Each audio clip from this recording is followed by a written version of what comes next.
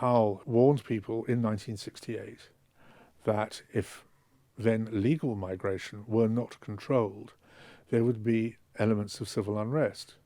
And okay, people said when he died in 1998, well, that was 30 years ago, we haven't really had any civil unrest. Well, I feel we're getting it now. I want to start by talking about this campaign to raise the English flag across the United Kingdom, well, across England, and also the British flag across Britain. The flag has suddenly become controversial in the eyes of some who view it as a kind of hate symbol because of the people associated with putting up the flags. What does the English flag and the British flag mean to you? Well, they're symbols of my identity. I mean, I am English, I am British. I don't regard them as flags of extremism. They belong to everybody. They belong to, members of the far left as much as members of the far right. The far right have, to an extent, and I say to an extent, hijacked them, which is unfortunate because they're not people whose views I would want to be associated with. But I think most of the people who went on that march the other day were not members of the far right. They were not extremists. They were people who just had enough of being taken for granted and had enough of having their identity ignored and their interests ignored. And to me, the sight of all those flags in London last Saturday was about people who feel that we have a government, and indeed perhaps even a government before this one, that didn't put their interests first. It's not a cultural issue, really. It's not a racial issue. It's an issue about what is your national identity and what you expect in return for giving allegiance to the crown in this country. And I think a lot of people feel they're not getting very much back. This march on Saturday, headed by Tommy Robinson, and obviously there's a whole host of other figures who spoke at the rally, including Elon Musk. Now, whatever you think of Tommy Robinson, as you say, the actual marchers themselves, most of them, I agree with you, were patriotic English and British people who love their country and are very angry, justifiably, with the state of things. This march actually went viral around the world. In America, there was a huge amount of interest. I spoke with someone from Hungary this morning, and they were saying in Hungary, this is just everyone's watching this march of the weekend with fascination. Why do you think that this march this week has caused such a viral moment around the world compared to with other Tommy Robinson rallies that barely got a mention? I think there are two reasons. I think the first one is that we don't normally do this sort of thing. We're a very restrained, understated country generally, and yes, in my lifetime we've had great demonstrations. I remember the anti-poll tax demonstrations in the late 1980s, the Countryside March in 2002. But generally we don't protest, and so I think the fact that we were protesting and in such large numbers, and that the people who were coming out were not politically motivated, or the people who are not normally politically motivated, so they're just ordinary people who'd had enough. I think that struck a chord. I think the other reason is that the problems that we're seen to be facing in this country, particularly from illegal migration, are problems that other countries around the world have faced. It was one of Donald Trump's main campaign slogans that he was going to stop it. But you talk to anybody from any Western European country and they're very concerned about it. Giorgia Meloni in Italy has acted on it. Viktor Orban in Hungary has certainly acted on it. And we've heard even in the last year from people considered to be so moderate as President Macron that the French are concerned about it. Certainly the Spanish are concerned about it. So I think it struck a chord with many of our neighbours and even some of our more distant neighbours, that this is a problem that affects us all and isn't confined to this country. And if we have got up and protested and shouted at our government, you haven't been good enough at dealing with this. That's what the message was from this march. It wasn't about Tommy Robinson, who I don't think is a terribly nice man. I never met him, but I wouldn't want to have him round for dinner. It's not about him. It's about masses of people saying we've got an idea of our country, and the government that we have at the moment and the government we had before it in allowing almost incontinent amounts of illegal immigration have not lived up to our idea of our country. Just very briefly on Tommy Robinson, he is a fascinating figure. Again, whatever you think of him, you say you wouldn't want him over for dinner. So he is a convicted criminal. He's been to prison various times, and so obviously that makes him controversial in and of itself. But there is an argument, isn't there, that this is someone who comes from Luton, who's a working class lad, who saw his town changing because of immigration, and saw a lot of bad things going on that he felt were being covered up by the authorities. And there was a huge scandal with the grooming gangs, and he was someone who was talking about this a long time ago and was shut down on the mainstream media channels like the BBC, and being accused of being racist. So again, like I say, he's not a perfect person, but you can understand that frustration, and maybe there's been a bit of snobbery around people like Tommy who's raised these issues for so long. I don't buy that, I'm afraid. There are other ways of making your point without ending up in prison, without engaging in acts that are broadly interpreted by the courts as being acts of incitement, which no responsible person should endorse. One of the great heroes of the grooming scandal, and I agree with you, it was a scandal, was the Labour MP for Rotherham, Sarah Champion, who has been able to state her points very forcefully and with great dignity, and she hasn't ended up in prison. And she has been very forceful in getting this done. There was also the heroic work of the late Andrew Norfolk for the Times newspaper, who pointed all this out and got it out there in public. So there are other ways of doing it. You don't have to do it in a brutal criminal fashion. And this is why I think if Tommy Robinson had not been associated with that march, there'd have been another couple of 100,000 people out there. I think a lot of people, and I would be one of them, wouldn't want to go on a march that associated me with Tommy Robinson, I'm afraid. You are, as I love pointing out, the official biographer of Enoch Powell. And we talk about this a lot. People can go and watch our other interviews, and we've talked extensively about Powell's life. But this does link in with the idea of England and Englishness and English identity. Obviously, Powell had very strong views on that. Can you talk about Powell's legacy when it comes to English identity? Well, you're not really, I mean, you and I talk about him, but you're not really allowed to debate Enoch Powell, and you haven't been for the last 20 or so years. David Cameron famously deselected a Conservative candidate who said something nice about him. I knew Powell really well, and I was, as you say, his official biographer.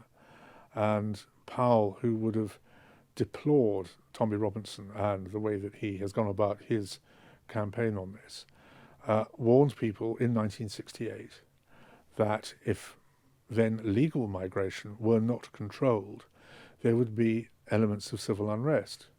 And okay, people said when he died in 1998, well, that was 30 years ago, we haven't really had any civil unrest. Well, I feel we're getting it now. He never put a time frame on it.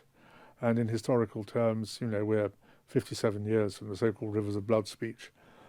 That's a pretty short period. That's well within everyone's living memory. I mean, it's within my living memory. And I think that the fact we can't debate Powell because, oh dear, you're not allowed to talk about these matters, this takes you back to not talking about grooming gangs, is really upsetting and deplorable. And that is down to the question of the lack of proper freedom of speech and freedom of expression in this country, that the first reaction to anybody who talks about Powell, as David Cameron showed 20 odd years ago, is to shut that person down and to remove them from the front line of public discourse. We can't go on like that. Powell saw himself as trying to defend his country and putting the interests of Britain first above other countries' interests. He was a Eurosceptic, obviously, famously against joining what was then, I think, what was it, the Common Market or the European Economic Community in 1973, and was also against this very close relationship with America. And we'll get on to Trump in a minute, this state visit of Trump in the last few days. But just sticking on the theme of Powell, he said this fantastic or interesting quote about England and Britain, and he said that if Britain was run by a communist government, he would still fight for the country. What do you make of that point? Because a lot of people on the right now are so despondent with how the country is run, so angry with the governments of the country, that there may be an element of I don't know, sort of cynicism around Britain and as a country, thinking Britain is dead. Peter Hitchens might say, Britain died many years ago, what's the point? So what do you make of this comment from Powell about, I would fight for my country, whatever happens to the government politically and so on? Well, if I were a young man, I'm not. But if I were, I'd fight for my country, whoever ruled it, providing they believed in my country. And I think that's a perfectly normal reaction from most people. I've read all these polls recently, particularly young people saying, well, we wouldn't think Britain was worth fighting for. And that is worrying. And if I were in government, I would be trying to govern this country in a way that made people who live here of all backgrounds, all races, all colours, all creeds, I would want to run Britain in a way that made them proud of it and wanting to fight for it. And I think there's been so much debate about illegal migration and about people who are here illegally being given welfare services that are not available to people who've lived here for generations and who've paid their taxes, so on and so forth. It may not be accurate, but that's how it's perceived, and politics is about perception. And so it's the duty of government, whatever party forms that government, to make the people of the country that it governs proud of the country and willing to serve that country in extremis. And, you know, we don't have a war with Russia, but not very long ago, NATO airspace was invaded in Poland by Russian drones. I think Romanian airspace has been invaded this week by Russian drones. Who knows what might happen? We can't afford to have a country where people say, actually, we don't want to fight for you. And we have to remind them what our values are. One of those fundamental values, of course, is the rule of law, and where that stands with the permissive attitude by successive governments towards illegal migration, I don't know. Can you understand the feeling from millions in the country that not just illegal migration is an issue, but obviously legal migration too? We've seen huge numbers come in under the Conservatives and recently under Labour, of people from the third world who have no connection to Britain, who have no connection to our culture, and suddenly they come onto British soil and they're meant to be just as British as you and I, according to some on the left. And they feel that their country is being eroded. They feel that their national identity is being eroded. That's why these flags, in some cases, are being put up. Well, I mean, it's quite straightforward. These people are not as British as you or me until they've acquired British citizenship. And I'm delighted for anybody who wants to make a contribution to this country and whose skills we need to become British citizens. I, in fact, sponsored someone for British citizenship only this year. And that's fine. But those people come here and they abide by our laws and they pay our taxes and they give allegiance to our king. And that's fine. I think I entirely understand people who see people come here who do not become British citizens, who come here illegally and who perhaps in some cases, whatever they do in the privacy of their own homes, seek to impose their culture externally on the rest of us. That is unacceptable.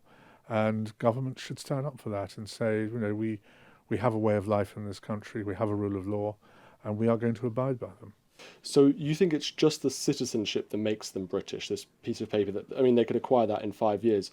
You can make the argument that someone who's born and bred in, let's say, Nigeria or something, who lived there their entire lives, as I say, gets citizenship in 5 years, that really makes them as British as you, with the generations going back hundreds of years in Britain. Well, hang on, we're confusing citizenship with ethnicity here. It makes them as British as me because they've got the same passport that I've got. They're not English. So English. So you see the distinction between British and English. So English is the ethnicity, British is the sort of citizenship. Yeah. Okay. Fair enough. And that's very clear. Yeah. Again, sticking with the theme of English flags, English identity. Some believe the English flag represents racism, kind of people who go to football matches who are hooligans, and the British flag more broadly as being a colonial flag. Something that, again, represents terrible sins of the past, slavery and so on, colonialism, invasion and things like that. There was even a left-wing academic, I think, who wanted to change the British flag because he thought it was so offensive to people who had been colonised in the empire. How do you respond to these accusations that your flag, your country, represents terrible sins and we maybe need to change? I disagree with them. You know, we live in a free country, thank God. We have freedom of speech for the moment, thank God. If people want to say things like that, they're entitled to. But I'm also entitled to disagree with them, and I disagree profoundly. But you don't feel that we represent colonialism and slavery and so on? That's No. what Britain's about? That's nonsense. We haven't had, you know, apart from the Falkland Islands, and I think Gibraltar and one of other places, we haven't had any serious number of colonies for 60 or 70 years. We got rid of the empire in India in 1947. That's 78 years ago. I wasn't born then, believe it or not, and most people in this country weren't. We can't go on flagellating ourselves for decisions that were taken by our grandparents, great-grandparents, and great-great-grandparents. It's nonsense. Okay, so I mentioned Enoch Powell's views on America, and he had quite esoteric, niche views on the right towards America. Most people on the right have historically been very pro-America, this special relationship, obviously dating back to Winston Churchill. But Enoch had a different perspective, and he felt that America and American culture and American politics was too dominant in British life, and that politicians were too willing to compromise and sort of, sell out the country to America. You look at the Suez Crisis, that's probably the best example of where Eisenhower totally stabbed Britain in the back by threatening to devalue the pound if we didn't did withdraw from the Suez Canal, and obviously that had its massive consequences in Egypt, where the Egyptians basically sort of became aligned with the communists. What do you make of Enoch's view towards America? Do you think he was right on that topic? Enoch took the view that ever since the Treaty of Versailles was concluded in 1919, when Woodrow Wilson was president, that America had been determined to destroy British power in the world. When I was writing his biography, I found in his papers a cutting from the Times of India from, I think, September or October 1943. It's in my biography. And he cut it out. It was a report of a speech by Claire Booth Luce, the wife of the man who owned Time magazine, in which she said that one of America's main war aims was to get the British out of India and to destroy the British Empire. And he just put a big exclamation mark in pencil in the margin of this and put it in his papers. And I discussed it with him, not that quote, because I didn't see that cutting until after he was dead, but I discussed with him his views on America, and he said they really don't want us to have any power in the world. And he had grown up in the more or less in the early beginnings of the end of the heyday of the British Empire. And he, until 1947, believed in it very strongly. After 1947, he realised the empire was over, and he believed that Britain had the strength and the values and the talents to make its own way in the world. And he was very suspicious of America. And his experience really in the decades after that confirmed it. I mean, I talked to him a lot about the Vietnam War. He thought the Vietnam War was insane. And there's a passage in my book where he has dinner with Henry Kissinger, who's visiting London. And he tells him in the late 1960s, and this is when Kissinger is, I think, National Security Advisor to Nixon, he says, you can't win this war. It's impossible. You don't understand what you're up against. You don't understand the logistics of fighting a war thousands and thousands of miles from home on your own against these people.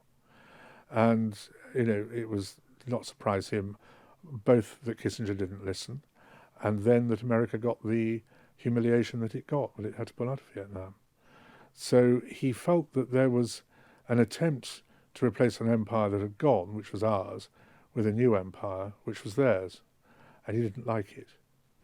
He was right about that, wasn't he? I mean, FDR was incredibly anti-British empire, anti-British colonialism, not only British but also French and other European countries. And he felt that he was on a kind of moral crusade against European colonialism, whereas, of course, the Americans were performing their own kind of colonialism as well, in places like the Philippines and so on. But also through these international organizations which were largely dominated by Americans and American ideas. So he was a kind of, again, a prophet on the issue of America becoming the global superpower after Britain.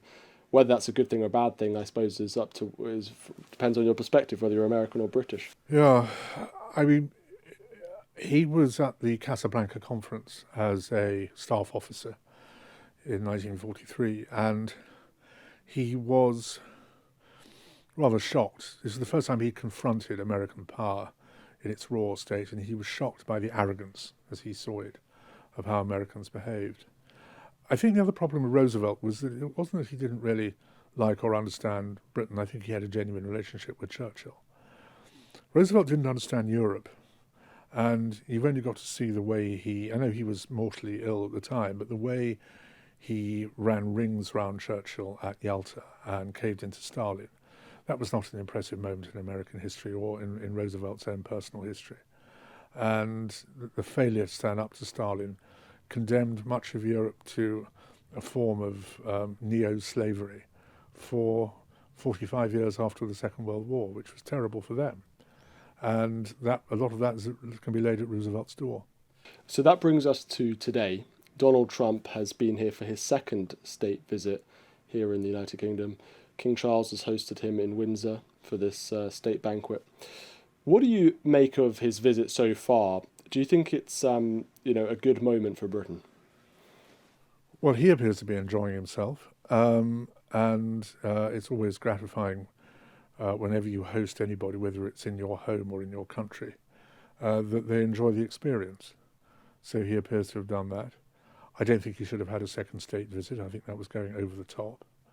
And I know that we've apparently done some marvellous deal with him about AI and progressive technology of that sort.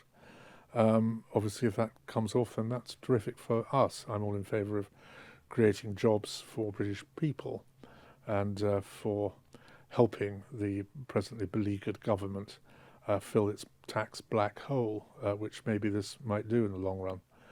I'm not an admirer of Trump. I felt that Trump's behaviour last winter towards Volodymyr Zelensky in the Oval Office was one of the most disgusting and depressing things I've ever seen in international politics and diplomacy. And I would never be able to forgive him for it, to be honest with you. So if he's come here and had a good time, I'm pleased for him. But I've never really seen the need for us to invite him, and I think it was a real imposition on our king, who must have better things to do. What do you make of his relationship with the other members of the royal family? We saw obviously Kate and William there too. I think he was sat next to Kate at this state dinner. Obviously Trump loves Britain. He's an Anglophile. You've got to admit that. I mean, his mother was Scottish. I'm not denying he's an Anglophile. And he loves the royal family. And these are great things. And isn't it in Britain's interest to kind of play on, his emotions to get, good deals for Britain on trade and other things? Well, we'll see how good the deals are. I don't know, because oddly enough, neither the Prince of Wales nor the Princess of Wales have taken me into their confidence about what they think of President Trump. Again, rather as I felt it was an imposition on the King, I felt that the Prince of Wales and his wife displayed their immaculate manners and were superb diplomatists on behalf of our country with President Trump. And I respect them for doing that. Do you think we should have had Meghan there and William? Not William, sorry, Harry. Meghan and Harry there. Well, as far as I'm aware, the Duke of Sussex is no longer a playing member of the royal family, so there's no reason for him to be there, or his lovely wife.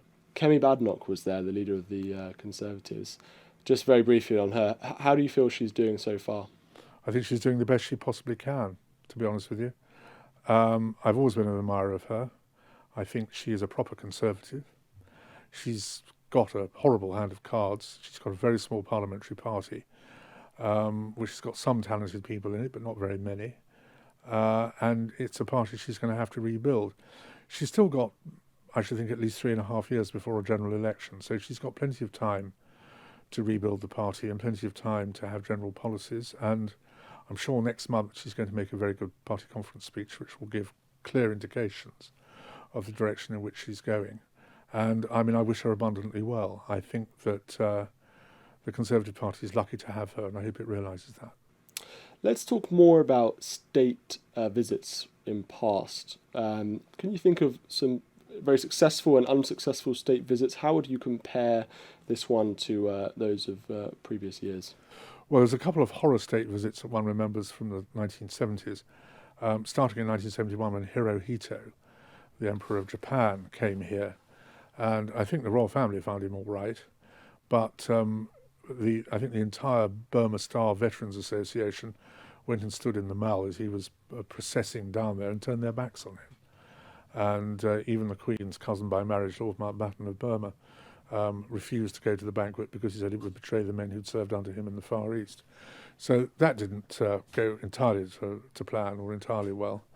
And then, of course, there was the shameful visit arranged by the Callaghan government of the Ceausescus, who came here in the late 1970s And not only did they come here, but I think he was awarded an honorary Grand Cross of the Order of St Michael and St George, which, you might as well give it to Jack the Ripper. And that was pretty gruesome. But most other state visits I can think of appear to have gone well. But then most people who come on those state visits know how to behave. And they have been, either they've been around the royal family before. I mean, many European state visits are from members of the family. And others are familiar with our royal family. Our king has been abroad all over the world all of his adult life, and he's now nearly 77. So he's very familiar with people, and he's a brilliant diplomatist. So they don't normally go wrong, and this one hasn't gone wrong. And I think a lot of the reason this hasn't gone wrong has been down to the brilliant expertise of the royal family. We've talked a lot, again, in previous interviews about the late Queen Elizabeth II. I wonder, she died 3 years ago. Do you feel like we miss her sort of diplomacy, her elegance, her, expertise at doing this stuff? Do you think Britain really has a kind of vacuum there? No, it doesn't. Look, I'm an unqualified admirer of the late Queen. I think she was magnificent. But I can't see what's wrong with her son. Sadly, she couldn't live forever. She lived to be 96, had a tremendous life. And, I remember the tabloid press 20, 30 years ago constantly throwing missiles, metaphorically speaking, at the then Prince of Wales. And, he hasn't really put a foot wrong since he became king. I don't think we have any cause to be regretful that he's our king or ashamed of him. I think he's done a stunning job. All the more so because he has been ill for part of it. He had treatment for cancer. And, he's come through that very bravely. And I think he has won the affection of the public. So too, I think, is the Queen. Again, she's often taken for granted, but she's got a tremendous touch with the public, and the public like her. And she's a very down-to-earth, proper human being. And I think she is brilliant for him, and she supports him in the most perfect way. So I don't think there is a vacuum. I think the royal family is carrying on really well, on, again, quite limited resources, because, as you said, the Duke of Sussex is not around, and Prince Andrew has been sent to outer darkness. So they've got a very small number of working royals upon which they have to deal. The dear Duchess of Kent died the other day, and that generation of the royal family is sadly doing less and less. So there's going to be great demands on our royal family in the years to come, and we're very lucky that the Prince of Wales and the Princess of Wales have 3 children who in 10 years' time will be able to do royal duties of their own, and I think they'll be very busy. There are some who argue that King Charles has been too political, first of all in supporting his environmental causes, which in the context of net zero and so on could be seen as divisive. But second of all, particularly on his views on Islam and kind of being accommodating to Islam and British Muslims. There are some on the right who think that he's not being the Christian leader that he should be, and someone who's kind of representing the British culture that is steeped in Christianity there. The king is expert when it comes to his constitutional role. He knows he must always accept the advice of his Prime Minister, whoever that Prime Minister may be. And he does. I can't think of a single thing that he's said that his Prime Minister wouldn't have been happy for him to say. He is Supreme Governor of the Church of England, and he gives leadership in that regard. But many of the citizens of this country, of which he is head of state, are Muslims. They have a right to practice their faith, and they do so. And if he wishes to defend their faith, along with being defender of the Christian faith, which he is by law, then I think that's entirely understandable. I'm sure if, and it's not going to happen, there was an attempt to Islamify the entire country, the king would have something to say about it. But we're not there yet. And, if people have a faith, whether it's Islam or Buddhism or Hinduism or anything else, and they live in this country and they wish to practice it, then we mustn't stop them. It's all about freedom of association and freedom of thought. And I'm sure the king believes in that as much as I do. What about Nigel Farage? I noticed you're wearing a reform-flavoured tie. I'm wearing a Garrett Club tie. Okay. What do you make of Farage's performance so far? I mean, he had his conference recently. Do you think he's being serious about being next Prime Minister? I've known Nigel for over 30 years, and personally I like him. I think it's very sad that there's a split on the right. I wish he could recognise that the Conservative Party under its new management is not like the Conservative Party that existed before 2024, and that he could come to some accommodation with them. I agree with a lot of things that Nigel stands for, but then I suspect if Kemi Badenoch were here, she'd say that she agreed with them too. One problem Reform have got is when they have hardcore policies, they're often unable to stand up to scrutiny. You know, we had the thing a couple of weeks ago about women and children being sent back to the Taliban. Now, as I understand it, the Taliban persecute women by our standards, and I would be quite happy to give asylum in this country to any woman who's fleeing the Taliban because of the horrible way that they treat women. So that wasn't, I think, a clever idea. Also, his party has said that they're going to cut taxes by 85 billion, and they haven't yet quite told us where that 85 billion is coming from.